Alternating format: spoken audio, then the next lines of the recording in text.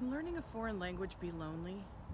I'm going to tell you why I think that sometimes it can, and I'm also going to tell you why it's totally worth it.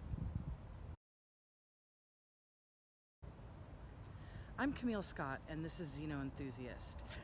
Today I watched a little video by Steve Kaufmann, who is a very prolific linguist.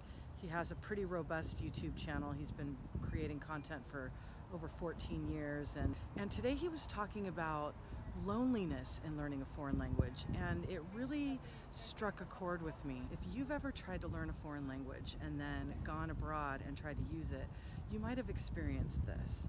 The movie Lost in Translation really illustrates this beautifully with Scarlett Johansson and Bill Murray, where they're in Japan and nothing makes sense and everything's totally confusing, and there's this kind of feeling of being lost, or it could be a feeling of loneliness that comes along with that.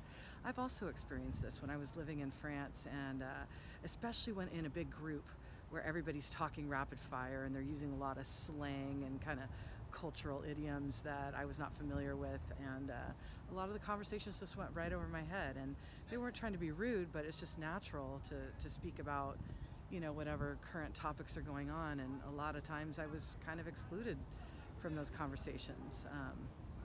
You know, and it takes a lot of psychic energy to follow along these conversations. So at the end of a long meal with a big group, a lot of times you just end up withdrawing and you just give up because it takes so much effort and so much energy to follow the conversation.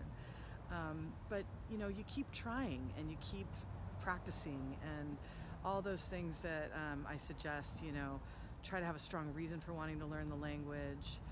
Be willing to poke fun at yourself. Be willing to laugh at yourself a little bit. Be willing to